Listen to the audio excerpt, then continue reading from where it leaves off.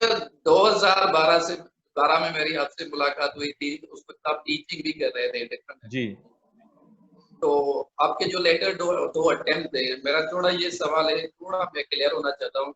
कहीं आपको ऐसा फ़ील होता है कि आप टीचिंग की तरफ भी आ गए, आप अपनी तैयारी भी कर रहे थे, कहीं टीचिंग ने आपकी जो प्रिपरेशन थी उसको डिस्टर्ब तो नहीं किया? हाँ, ये ये तो बहुत रीज़न नहीं हो सकता है कि आप जो है ना आपका टाइम वहाँ ज़्यादा जो है ना कंज़्यूम हो रहा था, क्योंकि ज़ाहिर बात है आप जब पढ़ा रहे हैं तो आपको जी, जी। एज़ अ एक टीचर भी तैयारी करनी पड़ती है। जी, एक्चुअली ये सवाल मुझसे उस वक़्त भी बहुत सारे लोगों ने कहा था, ठीक है? और मुझे कह रहे थे कि यार अब पढ़ाना छोड़ दो और अपनी तैयारी मुकम्मल कर लो। और मैं आपको बताऊँ मैंने पढ़ाना 2010 से शुरू किया था, सीएसएस अकेडमीज़ में, अच्छा, मतलब बिफोर माय फर्स्ट अटेम्प्ट। और उसका सिंपल रीज़न ये राइट। था क्योंकि मेरा शायरी का किताब भी पब्लिश हो चुका था, लिटरेरी बैकग्राउंड भी थोड़ा था। अभी सिंधी की डिग्री मेरी मास्टर्स अभी नहीं थी, ठीक है? लेकिन मेरा लिटरेरी बैकग्राउंड था फैमिली से, ठीक है? तो मुझे सीएसएस अकेडमी ने कहा कि भाई आप सिंधी बेहतर पढ़ा सकते हैं किसी सीएसपी से, क्वालिफाइड से, क्योंकि आपका लिटरेरी बैकग्राउंड है। सही। तो इसी वजह से मैंने पहले सिंधी लिटरेचर से स्टार्ट किया था और उसके बाद तो मैं डिफरेंट सब्जेक्ट्स पढ़ाना मैंने शुरू कर दिए थे क्योंकि सीएसएस पास हो गई। फिर मैं रीडिंग कॉम्प्रिहेंशन इंग्लिश पढ़ाता रहा। कॉम्प्रिहेंशन भी आप पढ़ाते थे, मैं जी, खुद आपके पास पढ़ा जी। हूँ। रीडिंग कॉम्प्रिहेंशन फिर और आज तक मैं पढ़ाता रहा हूँ, तो अभी रीडिंग कॉम्प्रिहेंशन में मैंने बहुत बड़ी जो है ज़बरदस्त तरीके से पढ़ाई है आपने। हाँ, अभी तो मैंने बहुत इनोवेशन किए हैं और क्योंकि मैं करता रहता हूँ। आई फ़ील कि सिर्फ़ चलें स्टूडेंट होपफुली मैं आपकी रीसेंट क्लासेस भी अटेंड करूँगा, अगर आप इंशाल्लाह, अलाउ करेंगे तो। इंशाल्लाह, इंशाल्लाह। और मैं आपको ये बताऊँ देखें होता क्या है कि कुछ टीचर्स क्या करते हैं कि उस वक़्त का पढ़ा हुआ छोड़ देते हैं, दोबारा डेवलपमेंट नहीं करते उसमें कोई। मैं कहता हूँ भाई सिर्फ़ स्टूडेंट की जो है ना वो डेवलपमेंट ना हो मेंटल, टीचर्स की अपनी भी मेंटल डेवलपमेंट होनी चाहिए।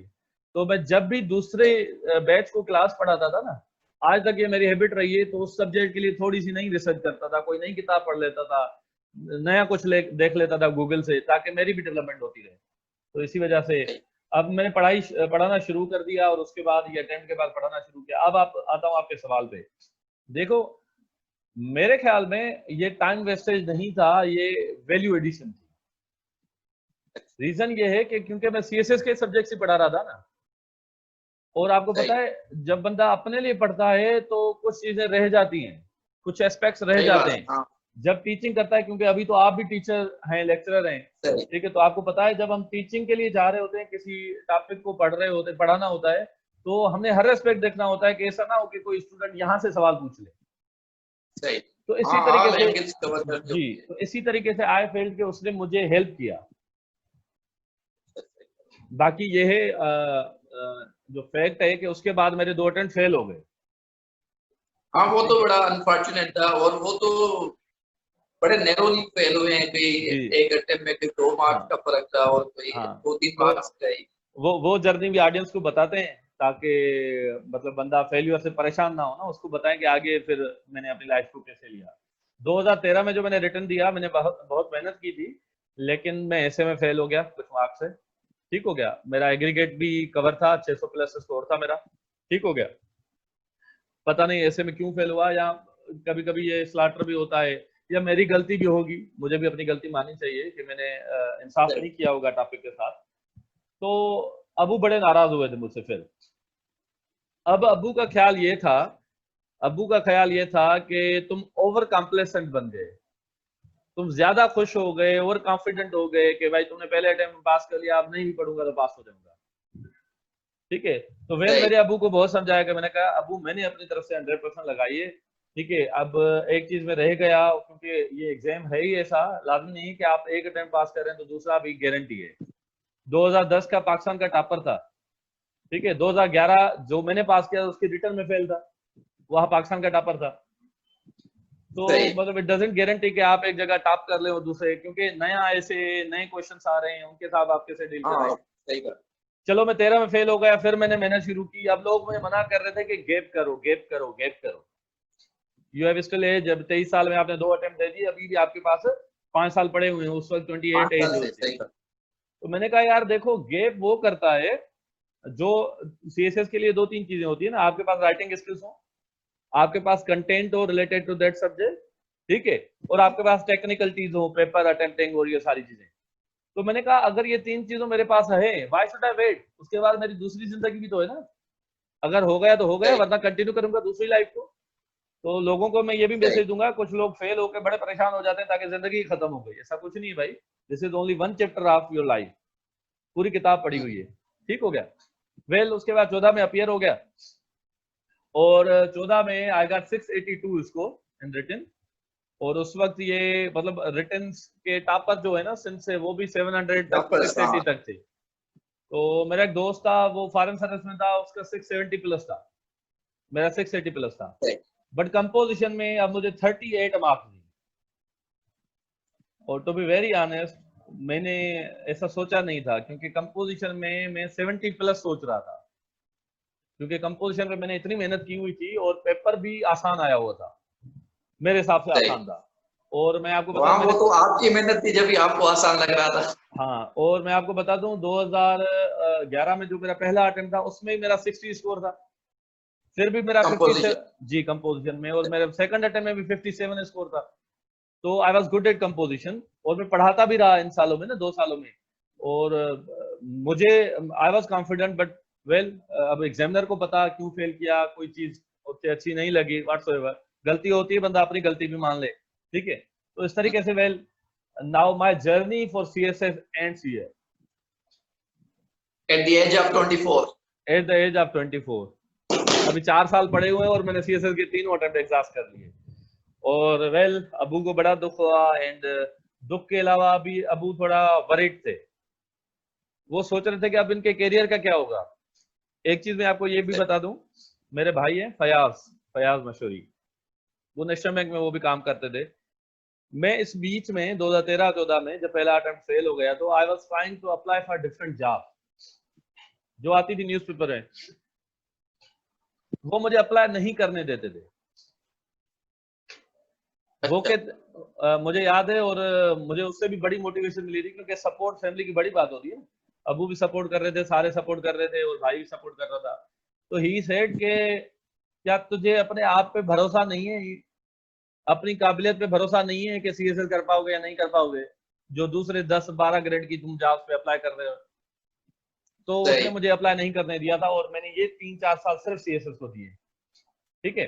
अगर दे देता तो उसी वक्त किसी न किसी बंदा जॉब में लग जाता। वेल अब कोई जॉब भी नहीं है, कहीं अप्लाई भी नहीं किया था, कैरियर गैप भी सही। आ गया, और एजुकेशन भी मैं सीएसएस की वजह से दूसरी रेगुलर कंटिन्यू नहीं कर पाया। जो मैं दूसरे हाँ, स्टूडेंट्स को मशवरा ये दूंगा कि they must have a professional degree, so that भाई सीएसएस में अगर आपकी लक नहीं चल रही, अपनी मेहनत के बाद लक नहीं चल रही, ताकि आपके पास अपना एक प्रोफेशनल करियर तो हो। ठीक है। ये मेरा सही। मशवरा है, जो मुझसे गलती हुई मैं उनको ये कहूंगा कि ना करें। उसके बाद 2014 का जब मैं रिटर्न से फॉर्म भर रहा था, उस वक्त 2013 में ही सीसी कंबाइंड कॉम्पिटिटिव एग्जाम 2013 के फॉर्म 2030। फॉर्म आ गए थे, और मैंने वो भर दिया था। और आपको पता है एसपीएससी में 5 सालों के बाद एग्जाम हुआ करते थे, 2008 के बाद हाँ 2013 में हुआ करते 2008 थे। के बाद ये 13 में हो रहा, 13 में अनाउंसमेंट। चलो मैंने फॉर्म भर दिया था और 2014 सीएसएस की तैयारी में लग गया था। अब वो फेल हो गया। अब लोग कह रहे थे कि भाई you are out of the game. और टू बी वेरी ऑनेस्ट, बड़ा दुख भी होता है, क्योंकि लोगों के रवैये चेंज हो जाते हैं भाई। सही बात है। हाँ हाँ, लोग दोस्तों, अच्छा आपके कुलीग हों जो आपके साथ काम कर रहे थे, टीचिंग कर रहे थे, पढ़ा रहे थे, या जहां जहां पे आप पढ़ाते हैं, ठीक है, I shall not take name, क्योंकि मोरली ये अच्छा नहीं है। ठीक है। I have still respect for all. ठीक है। तो सबने ये सोचा कि अभी ये बंदा काम का नहीं है। हाँ, यही सोच रहे थे कि सीएसएस के 3 अटेम्प्ट हो गए, अब ना, हाँ, अब ये बंदा, यूजलेस समझ लिया। जी, ये बंदा काम का नहीं है। तो बस क्या बताऊं, मुझे एकेडमी से मेरे जो क्लासेस होते थे वो भी बंद कर दिए गए। ठीक है। अच्छा। हाँ, वो कह रहा है कि भाई अभी आप सीएसएस क्वालिफाइड हो नहीं, उन्होंने कहा नहीं, मतलब इनका रवैया बता रहा था। और उन्होंने क्लासेस दूसरों, मेरे ही स्टूडेंट जो कोई डीएमजी में था, कोई फॉरेन सर्विस में थे, क्योंकि मैं इस वक्त में पढ़ाता रहा, तो वो उनको क्लास उन्होंने दे दिए मेरी जगह पे, मुझे बगैर बताए। और टू बी वेरी ऑनेस्ट, वो एक मेरी कैंडिडेट थी डीएमजी में, उसने मुझे कांटेक्ट भी किया था, कॉल भी किया था कि sir they are given me your subject, क्या करूं। मैंने कहा भाई बेटा ले लो, कोई मसला नहीं है। हाँ सही। ठीक है। और पूरा मतलब 1 घंटा मैंने फोन पे उसको ये पढ़ाया भी था कि कैसे पढ़ाना है। सही। ठीक है, तो भाई दिल बड़ी होनी चाहिए ना, क्या मसला है। तो इट्स देयर विल, उनकी एकेडमी है या कोई भी हैंडल है। तो इस तरीके से मेरा वो पीरियड जो है थोड़ा मुश्किल था, और बाबा भी परेशान था कि इसके करियर का क्या होगा। लेकिन मुझे दिल में एक ये था कि यार चलो अब 3 अटेम्प्ट चले गए, थोड़ा वरिड मैं भी था, मैं डिफरेंट जॉब्स पे अभी मैंने अप्लाई करना शुरू कर दिया। इस तो थी, और यही मेरा प्लान था कि जल्दी सीएसएस अटेम्प्ट दे दूं, अगर पास हो गया तो उसमें चला जाऊंगा, अदरवाइज मैं अपना करियर कोई कहीं और ढूंढ लूंगा। सही।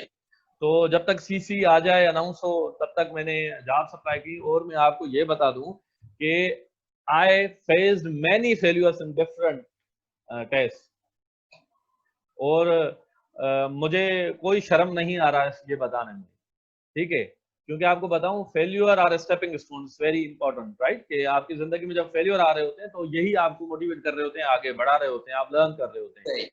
तो मेरे बहुत सारे स्टूडेंट अभी तो क्वालिफाइड भी हैं, सीएसएस हैं, हर चीज है उनमें है, और डिफरेंट जॉब्स में भी है। और मैं जिस जॉब में बैठूं, कभी 2 मार्क्स से, कभी 1 मार्क्स से, कभी मैंने बहुत सारे रिटर्न पास किए, इंटरव्यू में रह जाऊं, कभी एलोकेशन में रह जाऊं, सीनियर ऑडिटर था, स्टेट बैंक का था, ठीक है, बहुत सारे थे। तो वो मैं बता रहा हूँ फ्रेंकली कि मैं फेल होता रहा। I don't know any reason, मैं अपनी तरफ से एफर्ट्स लगा रहा था और नहीं हो पा रहा था। अच्छा, इस बीच में मुझे एक जॉब ऑफर हुई एनजीओ की तरफ से। सही। तो एक्चुअली मेरा दोस्त वहाँ काम कर रहा था, वो मुझे इसे लेके गया था अपने डायरेक्टर से मिलाने के लिए। तो वहाँ पे मैंने उनसे मिला, तो 2-3 रात उसके साथ गया। उसने कहा भाई वो कह रहे थे आप भी ट्रायल में बैठ जाओ, देख लेंगे आपको कि आप क्या काम करते हैं या क्या कर सकते हैं। तो भाई अंग्रेजी तो पढ़ाता आ रहा था, और उन्होंने मुझे वो जो यूएन को रिपोर्ट से ये पब्लिश करके देते हैं ना अपनी, ठीक है, रिपोर्ट राइटिंग जो होती है, जो किसी प्रोजेक्ट के बाद ये फाइनल बना के देते हैं, वो पब्लिश्ड रिपोर्ट्स। तो मुझे कहा कि यार इसको थोड़ा देख लो कि देखें कैसे लिखते हैं, ताकि आप बाद में लिख पाए। तो मैंने जो उसमें देखा कि अंग्रेजी का बड़ा बुरा हाल था उसमें, और वो पब्लिश रिपोर्ट थी, ठीक है। तो मैंने जाके सर को दी, डायरेक्टर साहब को, मैंने कहा सर मैंने इसकी अंग्रेजी ठीक कर दी, ये ले। तो उसने कहा बेटा ये क्या किया, हमने थोड़ी तुम्हें कहा था अंग्रेजी ठीक करने के लिए, हमने कहा था सीखो।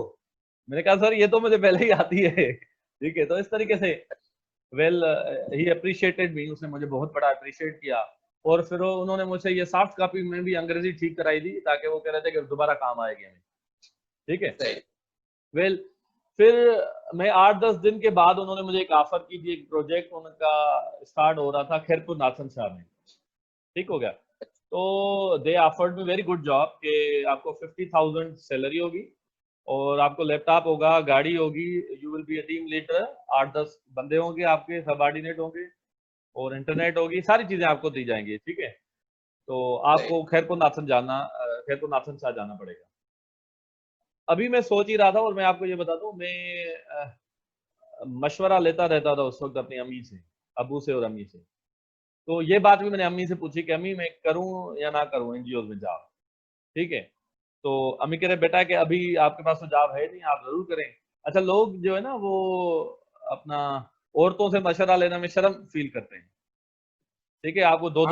दो दो चने सर वाला किस्सा भी याद है ना, हाँ सही। ठीक है। लेकिन I think it is positive thing भाई। और उस पे मुझे पक्का यकीन है कि आपको आपने पोइट्री पढ़ाई थी कि I don't remember exact word के अगे हुई चाची उसी बजणी वाणी खुली थी उसी ट्रे। चाची मुझे कांध के चुनी चित्राए दे, अगे हुई सी बजनी माने तली थी उसी से। तो ऐसे ही वो टांटिंग होती रहती है। बट आई थिंक कि भाई जो माँ है ना, specially even you can take advices, pieces of advice from your wife, she is your partner, she is your friend, right. तो क्योंकि अम्मी आपका पहला स्कूल होती है भाई, आपको उसने सिखाया है, सही। तो बिल्कुल। वो अच्छा गाइड कर सकती है, ठीक है, और एटलीस्ट मशवरा दे सकती है। तो मैंने उससे लिया, उसने क्या कर लो। लेकिन इस बीच में जब मैं डिसाइड ही कर रहा था, तो सीसी की स्क्रीनिंग अनाउंस हो गई, कंबाइंड कंप्यूटर एग्जाम की। और वो मुझे कॉल्स कर रहे थे, मैं कॉल्स नहीं उठा रहा था, सोच रहा था कि इधर जाऊं उधर जाऊं, इधर जाऊं उधर जाऊं, राइट। क्योंकि आपको पता है अगर आप एनजीओ में जॉब कर रहे हैं, फिर बड़ा मुश्किल होता है आपके लिए टाइम मैनेज करना दूसरी चीजों के लिए, क्योंकि प्राइवेट है ना, सही। प्राइवेट जॉब आपसे टाइम लेती है, एनर्जी लेती है। तो मैंने एट द एंड वो जॉब एक्सेप्ट नहीं की। दो आपको पता है और अभी आप यकीनन सोच रहे होंगे कि वो आपका बिल्कुल सही डिसीजन। बिल्कुल सही डिसीजन था। उस वक्त लोग कह रहे थे कि यार तुमने गलत डिसीजन लिया है, ये किया है, वो किया है, CSS भी तुमने कर ली ना, उसमें तुम्हें नतीजा थोड़ी पता था, इसका भी थोड़ा ही नतीजा पता है। मैंने कहा यार व्हाट्सओएवर, एक चीज मेरे माइंड में है कि एनजीओ में एज बाउंड जॉब नहीं है सही। हाँ, वो आप किस भाई। एज पे भी कर मैं सकते 30 ईयर्स के बाद, 28 ईयर्स के बाद भी तो अप्लाई कर सकूंगा ना, लेकिन हैं। इसके लिए मुझे एज चाहिए। तो मैंने कहा चलो भाई, इस जॉब को आपको अपने बड़े मकसद के लिए जो छोटी कुर्बानियां देनी पड़ती हैं, तो सही। दो आई वाज जॉबलेस, लेकिन मैंने किया। लेकिन इसमें जो पॉजिटिव चीज थी कि मैं बीच में पढ़ाता आ रहा था ना, तो उससे मेरी ये अर्निंग हो जाती थी कि मैं अपने खर्चे कर लेता था। ठीक है, चलो। तो इसके बाद मैंने वो जॉब के ऑफर छोड़ के और सीसी की तैयारी करना शुरू की, और I was looking for my desired group, that was DMG in CSS and यहाँ पे असिस्टेंट कमिश्नर बनना। तो एक चीज मैंने नोट की, जो नजर पड़ी कि भाई जब ये हम सीसी दे रहे थे, पता चला कि more than 50,000 candidate applied for this. 50,000। ठीक है, और मैं आपको बताऊं उसमें सीट्स जो थी असिस्टेंट कमिश्नर की, वो सिर्फ रूरल की 27 थी। 45 ही शायद, 45। 45 टोटल थी, रूरल की 27 थी। 27। सही। तो मुझे दूसरी तो काउंट ही नहीं करनी ना, फायदा ही नहीं है। ठीक है, सही। तो अब मेरा मकसद था कि यार इतनी मेहनत के बाद अभी आउट ऑफ दीज 50,000 कैंडिडेट्स मुझे 27 टॉप में आना है। हाँ। ठीक है, क्योंकि सबकी टॉप चॉइस यही थी ना। ठीक है, ऐसी। तो स्क्रीनिंग हुई, आई पुट माय 100%, और उसके बाद रिजल्ट आई तो total 800 plus candidates pass, not even a single 1000 could pass that screening. थोड़ी मुश्किल थी, टेक्निकल थी, स्पेशली जो सिंध ज्योग्राफी से रिलेटेड जो उसके एमसीक्यूज थे ना, वो बड़े मुश्किल थे। तो वेल, वो मैं सोचता हूँ कि वहां भी जो अंग्रेजी के क्वेश्चन थे उन्होंने मुझे बचा लिया, क्योंकि अंग्रेजी के क्वेश्चन उन्होंने कहे थे 25 या 20 आने हैं, लेकिन आ गए थे 32 या 33 क्वेश्चन। तो उन्होंने मुझे हेल्प कर सही। दिया था, तो स्कोर आ गया था। तो वेल, स्क्रीनिंग में भी आउट ऑफ 50,000 और 800 लकी लोगों में आ गया। अब उसमें हुआ क्या कि हम सोच रहे थे कि भाई सीटें उस वक्त थी 223 या 227, 227 या 223 सीटें थी। हम कह रहे थे अब रिटर्न क्यों लेंगे, हर सीट पे 3 तो बस इंटरव्यू का डायरेक्ट। फार्मूला होता है, अब तो डायरेक्ट इंटरव्यू ले लें हमसे। सही। लेकिन ये खुशी भी टेम्पररी थी। टेम्पररी ऐसे थी कि क्वेश्चन पेपर में कुछ मिस्टेक्स निकल आई और उन्होंने 9 marks grace to all 50,000 people दे दी। तो फिर ये नंबर बन तो गया, फिर 3,000 कुछ प्लस हो गया। हाँ, 3,000 कुछ हो गए थे। सही। तो इसके बाद वेल, मैंने रिटर्न की तैयारी शुरू की। मैंने कहा चलो ये भी शुक्र है अल्लाह का कि आउट ऑफ 50,000 अब मुझे 3,000 और समथिंग लोगों से कम्पीट करना है। ठीक है, काफी कर। और सीएसएस में तो 10-12 हजार लोग बैठते हैं ना, और वो भी आज वैसे तो 6-7 हजार अपीयर हो रहे होते हैं, अब यहाँ पे मुकाबला ज्यादा है। वेल, तो उसके बाद रिटर्न भी मैंने पास कर ली, और रिटर्न में 664 लोग पास हुए थे। ठीक है, और उस 664 में भी मेरा नाम आ गया। और उसके बाद अपना अभी इंटरव्यू में सीटें थी 223, तो पहला टारगेट था 223 या 227 लोगों में आना है आउट ऑफ 664, और जो मेन टारगेट था वो सिर्फ 27 में आना है। 27 था। ठीक है, तो वेल, इंटरव्यू की रिजल्ट आ गई, and I got first position in Sindh rural and third overall. जबरदस्त। ठीक है, तो बड़ी खुशी हुई थी, और I got offer order of assistant commissioner. हमारी मेडिकल भी हो गई, पुलिस वेरिफिकेशन भी हो गई, और बाद में ये सुप्रीम कोर्ट का ड्रामा हो गया कि भाई अगर आप तो अब ये जो खुशी थी ये भी टेम्पररी साबित हुई। ये भी टेम्पररी हुई। कहा कि भाई अगर आप मेहनती है तो दोबारा एग्जाम दे दो, पास हो जाओगे। तो फिर कोई जज साहब से ये भी पूछ लेता कि जज साहब अगर आप भी दोबारा मेहनती है तो 10 साल जो पहले आपने इंटरव्यू दिया, एग्जाम दिया था, आप भी दोबारा दे के के तो जुडिशरी की मर्जी है भाई, वो किस बुनियाद पे देख रहे हैं। लेकिन मैटर कुछ अलग था, सजा हमें मिली। मैटर ये था कि जो मेंबर्स और चेयरमैन थे, उनमें से किसी की जो एज रिक्वायरमेंट होती है वो पूरी नहीं थी मेंबर बनने की। तो भाई वो हमारा दोस्त तो नहीं था ना, और उन्हीं मेंबर्स और पैनल्स के अंदर बहुत सारे इंटरव्यू और भी चले थे। ठीक है, तो उनके एग्जाम्स का कुछ नहीं हुआ, लेकिन हमारा हो गया। वेल, नल एंड राइट हो गया। अब दोबारा रिटर्न से इन्होंने स्टार्ट किया। ठीक है, और देखें 3 अटेम्प्ट CSS के, और उसके बाद ये बड़ा जो है शॉक, AC की सीट मिलके हाँ। हाथ से निकल गई। अब उसके बाद फिर दोबारा एग्जाम हुआ और मेरा रिटन स्कोर उसमें था 611 पहले PCS में। तो तकरीबन सेम ही था जो फर्स्ट में और वो री-रिटन। हाँ, मेरे फर्स्ट में 611 था और 600 is very good score in PCS, ठीक है। तो अराउंड हम कोई 10 लोग थे जिसका स्कोर ये था मेरे पहले अटेम्प्ट में। उसके बाद फिर PCS दोबारा हमने दी और दोबारा भी मेरा 600 स्कोर एग्जैक्ट आया, 600 रिटर्न में, ठीक है। लेकिन अब इंटरव्यू में पहले मेरा था 178, अब इंटरव्यू में थोड़ा कम आ गया, और इंटरव्यू में मेरा कम आने की वजह से वैसे मैं रिटर्न में टॉप 17 में फिर भी आ रहा था, 27 सीट थी, रिटर्न में मैं टॉप 17 में आ रहा था। और इस मरतबा इसी वजह से पहले पता चल गया, क्योंकि कोर्ट ने कहा था कि मार्कशीट्स भी रिटर्न के साथ दे देंगे, तो हमें मार्कशीट्स मिल गई थी। तो I was in top 17 in return. तो अगेन ये उम्मीद थी कि मैं AC बन जाऊंगा फिर, ठीक है। बट अनफॉर्चुनेटली थोड़ा इंटरव्यू में कम स्कोर की वजह से मैं सेक्शन ऑफिसर में, जो मेरी सेकंड चॉइस थी, उसमें मेरी 6th पोजीशन आई। तो मैं सेक्शन ऑफिसर बन गया और उसमें मैंने सर्व किया 1 साल, ठीक है, 1 साल से ज्यादा। और अगेन आई वाज हैप्पी कि ये भी मेन ब्यूरोक्रेसी का पार्ट है, और आगे जाके ये भी लोग सेक्रेटरी बनेंगे, वो भी सेक्रेटरी बनेंगे, तो इट्स गुड। और I was enjoying my job there. चलो, फिर भी अबू खुश थे और एवरीथिंग वाज ओके नाउ, मेरे कैरियर भी फिलहाल सेटल हो गया। और उसके बाद मैंने एग्रीकल्चर डिपार्टमेंट में सर्व किया महीना डेढ़ वहाँ पे सेक्रेटरीट में, और उसके बाद फिर मैं CM हाउस में मेरी ट्रांसफर हुई, वहाँ पे एज अ सेक्शन ऑफिसर मैंने सर्व किया है। अच्छा, इसके बाद इस बीच में 2018, क्योंकि वो 2013 का एग्जाम था, इतनी लेट हो गया, तो 5 साल और हो गए, 2018 का एग्जाम आ गया। और आपको बताऊं, मेरी एज ने मुझे एज दे दिया, फायदा दे दिया। जो मैंने CSS के पहले अटेम्प्ट दे दिया, अभी भी एज मेरे पास थी, तो मैंने 18 में फॉर्म भर दिया। और अगेन उसकी स्क्रीनिंग हुई, रिटर्न हुई, इंटरव्यू हुई। रिटर्न में फिर मेरा वही 600 प्लस स्कोर था थर्ड टाइम। और अब उन्होंने PMS कर दिया था, PMS मतलब मर्ज कर दिया था सेक्शन ऑफिसर और ACs को। तो उसके बाद मेरी फिर 27th पोजीशन, तो 27 number is a constant, right. तो फिर मेरी 27th पोजीशन आ गई इसमें अल्हम्दुलिल्लाह, और मैं PMS ऑफिसर बन गया। The long dream came true, right, इतनी स्ट्रगल के बाद फाइनली। तो नाउ अगेन मेरी जो है, मैं अभी PMS ऑफिसर की तौर सर्व कर रहा हूँ अपना सिंध गवर्नमेंट में, और मेरी पोस्टिंग सेम वही CM हाउस में एज अ सेक्शन ऑफिसर है। अच्छा, माशाल्लाह सर। तो ये जर्नी थी। अच्छा, लेकिन एक बड़ी इम्पोर्टेंट जो है ना इवेंट आप अपनी लाइफ का आप मिस कर गए जी जी कि जो 2013 का रिटर्न था, चलो वो तो नल एंड वाइड हो गया, और 2013 का जो री रिटर्न हुआ था, मेरे ख्याल में उससे पहले जो है ना आपने शादी की थी, जी बिल्कुल, राइट?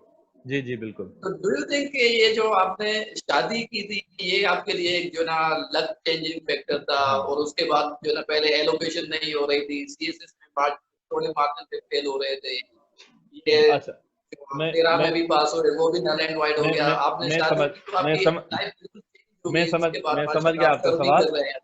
मैं आपका सवाल समझ गया, और ये सवाल बहुत सारे लोगों के पास होता है। नॉर्मली आप लोग देख रहे होते हैं, शादी के पहले वो थोड़ा स्टेबल नहीं होते फाइनेंशियली, और बाद में हो जाते हैं नॉर्मली, ठीक है। और इनवर्स केस भी मिलते हैं, उसके अगेंस्ट भी केसेस मिलते हैं। लेकिन मैं आपको बताऊं, इसके पीछे I am bit spiritual, right, I am bit religious in my thinking as well. तो मैं थोड़ा रिलीजियस एस्पेक्ट इसी में शेयर कर देता हूँ। बाकी आपकी और ऑडियंस की मर्जी है, उस पर बिलीव करें या ना करें, ठीक है, इट्स माय बिलीफ। तो मैंने इसको जब एनालाइज किया तो थोड़ा सोचा मैंने इस बात पे कि व्हाई इट हैपेंस सो। मैंने एक चीज देखी, देखो, एक बच्चा होता है ना, पैदा होता है किसी घर में, तो अगर हर बंदा इंडिविजुअल इंडिपेंडेंट हो, तो क्या बच्चा फाइनेंशियली पहले ही अपने लिए कमाना शुरू करेगा? नहीं कर पाएगा ना, ही नीड सपोर्ट, राइट। अच्छा, पहले जो पेरेंट हैं, ठीक है, अब उनके पास अल्लाह ताला ने उनका रिज़्क रखा है सिर्फ। अब एक मेंबर जब बच्चा बढ़ता है या वो शादी करता है, तो वाइफ का रिज़्क आता है उसके पास, ठीक है। और उसके बाद बच्चा बढ़ता है तो अल्लाह ताला उसका भी शेयर दे देता है, ताकि उसकी भी तो डेवलपमेंट हो, ठीक है, ग्रोथ हो। तो मेरे ख्याल में ये रीजन है, इसके पीछे लॉजिक है। और मैं इवन यही लॉजिक ज़कात के साथ भी लगाता हूँ कि भाई, जो आपके पास ज्यादा पैसा होता है ना, आपकी नीड से ज्यादा, वो एक्चुअली अल्लाह ताला ने आपको इसलिए दिया हुआ है क्योंकि अल्लाह ताला ने आप में कैपेबिलिटीज भी ज्यादा रखी है। कैपेबिलिटीज ज्यादा रख के ज्यादा अर्निंग इसलिए दे रहा है, जो जिनके पास ऐसी कैपेबिलिटीज नहीं है, जो अर्न नहीं कर पा रहे फॉर एनी रीजन, उनका शेयर अल्लाह ताला रख रहा है आपके इसमें, इसी वजह से ज़कात भी होती है। तो वेल इट्स माय थिंकिंग। तो आई डू बिलीव कि मैं, मेरी शादी के बाद my wife was lucky charm for me, right. और शादी के बाद जो है मुझे जॉब भी मिल गई, और डेवलपमेंट जितनी होनी होती गई, और जैसे मेरे बच्चे हुए, आई हैव 2 किड्स, राइट। तो वो भी हुए, तो मेरे मतलब ये डेवलपमेंट होती रही मेरे करियर की। और मैं आपको ये भी बताता चलूं, my wife is more than a wife to me, she is my friend as well, right. और she is also, she has always she has been part of preparing for competitive exams, right. वो भी तैयारी करती रही है, तो हमारी mentality भी सेम थी। शी वाज एजुकेटेड, वो लेक्चरर पहले थी, राइट। तो हमने इसके बाद जो अपना 2013 के बाद, 2013 में हमारी शादी, जो मेरा पहला अटेम्प्ट था उसके बाद, ठीक है, उसके बाद जब ये री एग्जाम हुआ, तो री एग्जाम में हमें एक बच्चा भी था छोटा, हैदर नाम से। अब वो 1-2 महीनों का था, ठीक है। तो वो बीमार था, मुझे याद है, और मैंने अपनी वाइफ के साथ तैयारी शुरू कर, तो हमने साथ में फिर री एग्जाम की तैयारी की थी। वो अनफॉर्चुनेटली 2013 में पास नहीं हुई थी, जो पहला अटेम्प्ट था। फिर हमने इकट्ठे जब तैयारी की थी, ठीक है, दो हमें बच्चा था, आपको पता है, जब बच्चा बिल्कुल छोटा होता है तो everyone in home is disturb, right. तो हम डिस्टर्ब भी थे, वो बच्चा बीमार भी रहता था, ठीक है। आपको पता है बच्चे के लिए जो पहली मौसम होती है वो बड़ी खराब होती है, उनको ख्याल रखना पड़ता है सारी चीजों का, ठीक है। तो बच्चा बीमार था, और सीसी जो रिकंडक्ट एग्जाम हुआ था उसका, अपना ऐसे का जब पेपर था, उस रात हम 3-4 बजे तक जागे थे रात को, बच्चे की वजह से। और my wife decided to quit, वो कह रही थी मैं एग्जाम नहीं दे रही थी, आप दे दें, ठीक है। मैंने कहा नहीं, एग्जाम की तैयारी की है, देना तो एग्जाम है। तो हमने 3-4 के बाद, मैं उसके साथ ही था, जब बच्चे को नींद आ गई उसके बाद हम दोनों सोए, और सुबह को फिर पेपर पे गए, और अल्हम्दुलिल्लाह सारे पेपर दिए, and now we both qualified. और वो मुख्तियार कार एलोकेट हुई थी, और मैं जो है अपना इसमें सेक्शन ऑफिसर एलोकेट हुआ था। तो दिस वाज माय स्टोरी। अच्छा सर, अभी हम देखें तो आप एक एकेडमी भी रन कर रहे हैं, वो भी इसी जो है ये टाइम था जो बड़ा डिफिकल्ट पीरियड था, जो डिसअपॉइंटमेंट हो रही थी आपके डिफरेंट एंगल से, उसके दौरान आपने जो ना ये स्टार्ट किया। जी तो ये आपने कैसे डिसीजन लिया? एक्चुअली था क्या कि जैसे वो एक जो ना बड़ी इंपॉर्टेंट बात यहाँ चल रही होती है कि ऐसे भी लोग सोचते हैं कि भाई जो बंदा खुद क्वालिफाई नहीं कर सका है वो किसी एकेडमी जो ना रन करेगा, तो ये बड़े सवाल होते हैं। बिल्कुल बिल्कुल। उसके बावजूद भी आपने जो ना बड़ी डिटर्मिनेशन से जो ना स्टार्ट किया। हाँ बिल्कुल, ये था। अब बताऊं स्टार्ट कैसे हुआ, उसके बाद उस सवाल पे आता हूँ। हुआ क्या कि वो जो मेरे 3 अटेम्प्ट खत्म हो गए, तो और मैंने आपको बताया एकेडमी से वो मेरे क्लासेस खत्म हुए थे, तो मैंने छोड़ दिया फिर खुद ही। तो फिर मैनी स्टूडेंट्स, जो मेरे स्टूडेंट थे, अपना मेरा फीडबैक अल्हम्दुलिल्लाह अच्छा रहा था, तो वो स्टूडेंट्स मुझे प्राइवेटली अप्रोच कर रहे थे कि सर हमें क्लासेस दें, ठीक है। तो उसमें अगर कुछ गर्ल्स थी, वो कह रही थी सर हमारे फ्लैट पे आए। मैंने कहा it's not good for me कि मैं अभी एक एक बंदे के फ्लैट पे जाऊंगा और पढ़ाऊंगा, ठीक है। और मैंने उनको कहा, उन्होंने कहा सर हम आ जाते हैं। मैंने कहा देखो बॉयज तो ठीक है, I am living bachelor with my friends, so I cannot ask you to come at flat, right? So it was not good. तो फिर यही था, मैंने कहा देख लेंगे, कोई ऐसा सेटअप कर लेंगे, ठीक है। तो ये सीन हो रहा था। इसके बाद एक मेरा दोस्त है शामराज, ठीक है, he is my partner in academy as well. तो उसके साथ ऐसे ही चाय पे गपशप हो रही थी, और उससे पहले मैंने इवन इंग्लिश एकेडमी ओपन करने का भी सोचा था। मेरा दोस्त है इमरान राजपर, उसके साथ पहला हमारा टारगेट ये था कि भाई सीएसएस एकेडमी चलाना थोड़ा मुश्किल है, और सीएसएस अफसर आएंगे नहीं, ठीक है, क्योंकि आप खुद क्वालिफाइड नहीं हुए, एलोकेट नहीं हुए। तो मैंने इंग्लिश का सोचा था, और इस बीच में शामराज साहब से मुलाकात हो गई, और वो मेरा दोस्त था पुराना, हमने 2011 में सीएसएस पास की थी दोनों ने, और दोनों एलोकेट नहीं हुए थे। उसके बाद वो 2014 में पोस्टल सर्विस में चला गया था। तो मैंने उससे जब शेयर किया इंग्लिश का, उसने कहा ये अच्छा कदम है, आप कंटिन्यू करें, अच्छी बात है, मेरी जो हेल्प चाहिए।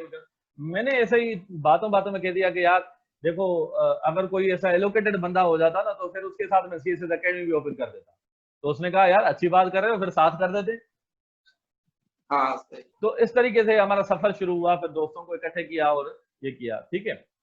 अच्छा, अब जो हमारे लिए वो एक इमेज था ना कि भाई ये खुद पास नहीं कर पाया और कैसे करेगा, तो आई ऑलवेज यूज टू से टू द पीपल, और मैंने अपने सेमिनार्स में भी लोगों को फिर कहना शुरू किया कि भाई देखो, अब भी एक बंदा है वो तीनों अटेम्प्ट फेल है, ठीक है, लेकिन पाकिस्तान अफेयर में फॉर एग्जाम्पल उसका 70+ आ रहा है हर हर अटेम्प्ट में, और एक टॉपर है वो तीनों अटेम्प्ट पास हो, जिसका फॉर एग्जाम्पल तीनों अटेम्प्ट पास हो, एक साल टॉपर भी हो, लेकिन पाकिस्तान अफेयर में हमेशा उसका 40-30 ये आ रहा है, जीके की हाँ ग्रुप की वजह से सही। वो पास हो रहा है, तो आप पाकिस्तान अफेयर किससे पढ़ना शुरू करेंगे?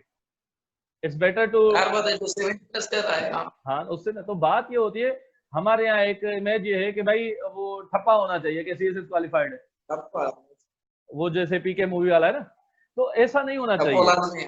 हाँ, तो हाँ मैं एक्चुअली कहता हूँ कि भाई आपको ये देखना है जो टीचर आपको पढ़ा रहा है उसका उस सब्जेक्ट में एक्सपर्टीज क्या है,